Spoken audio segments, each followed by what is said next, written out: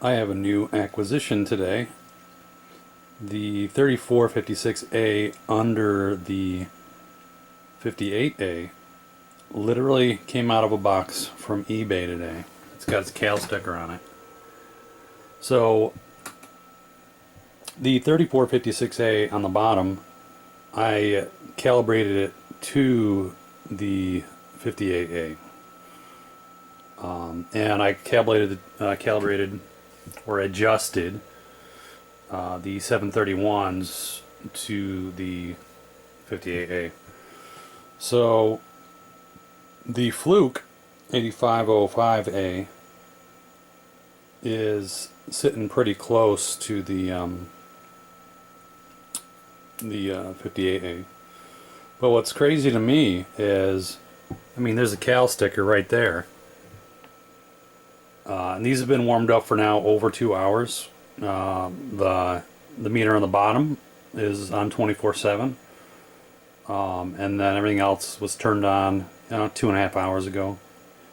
So I did a self cal on the 58A and just nulled out the lead shorted. And I understand this is a bad setup. I mean, look at how many things are plugged into here.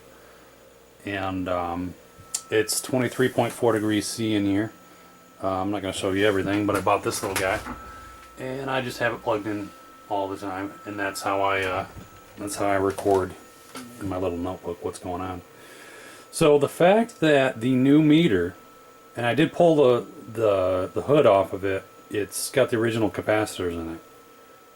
So this thing is factory, and I believe this is factory as well.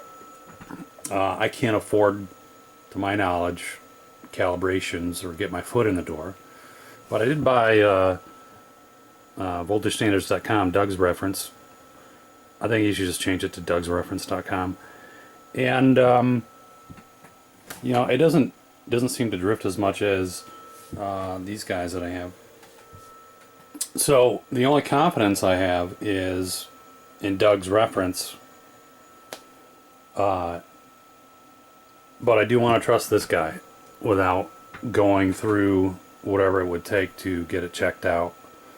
But what's crazy is look at this thing is matching this.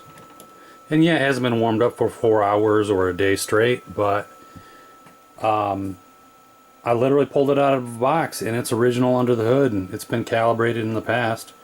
But look at that. I mean, that's crazy. That's really impressive. So I think out of everything sitting here, obviously all these were checked against this guy. I'm trusting this at the moment, and I feel confident I can trust in this 10 volt reference for what I do. I've had it powered on 24/7 ever since I bought it. Maybe a day or two I had to rebuild this guy, and this is my power supply that it's plugged in. Right now this all draws about 116 watts, and I don't leave it on all the time. I do want to leave the 3456As on, but I'm looking forward to navigating what it will take to get some calibration and possible adjustment on some of my devices. I should be happy with this. I shouldn't add to the tower.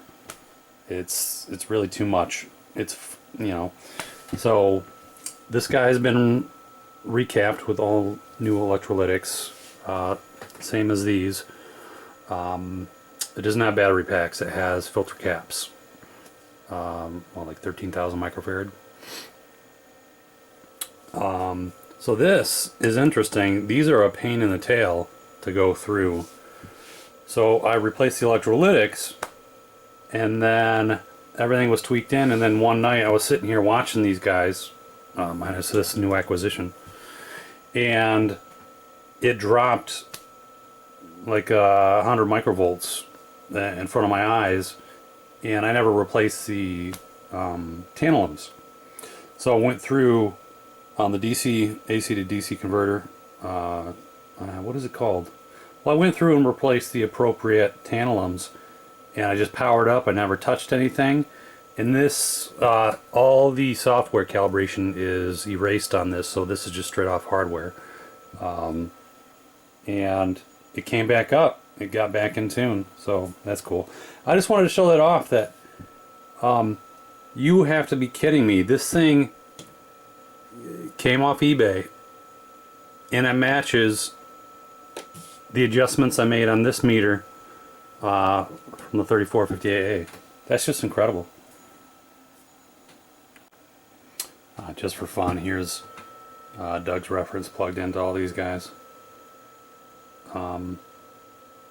Yep.